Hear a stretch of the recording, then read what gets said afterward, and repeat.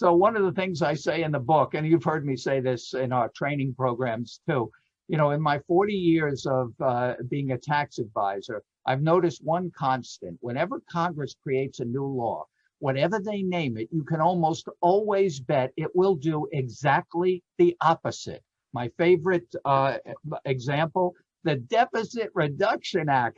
That was a great one. Look at the deficit now.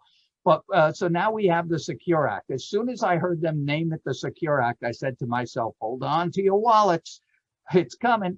So what the Congress did, they actually put the provision I'm going to talk about now, the elimination of the Stretch IRA.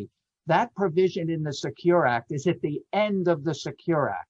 Why is it at the end? Because that's where the revenue raisers are. It's under revenue provisions. That's where it is in the Secure Act, because they want to get more money. They don't want to wait to get the money, Congress. So they really downgraded IRAs as a wealth transfer or estate planning vehicle. Congress felt that IRAs and retirement accounts should be for your retirement, not to pass on to beneficiaries. So they downgraded it by saying no more Stretch IRA. And for those who don't know what it is, before 2020, and remember, the Secure Act is in effect now. Some people forgot with COVID and the CARES Act overshadowed it. But if for anybody that died in 2020, these new rules are impacting people right now. So before 2020, they had something called the Stretch IRA, not really in the tax code. It's just the name we gave it. In fact, I remember years ago having a client call me. I told him about the Stretch, and he called me. He says, Ed, I'm at the bank. You said get a Stretch IRA. They don't have them. I said, go to Bed Bath & Beyond. They have everything. I guess this would be in the Beyond section, okay?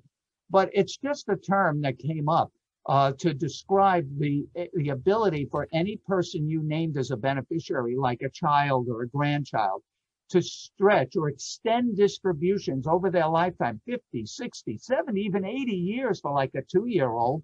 So this deferral would build and build over time, and would be an amazing legacy. Congress said, no more of that 10-year rule for just about everybody, except for spouses are exempt and other minor exemptions. But most people will be subject to a 10-year rule, which means now all the tax will be accelerated within 10 years after death to your beneficiaries.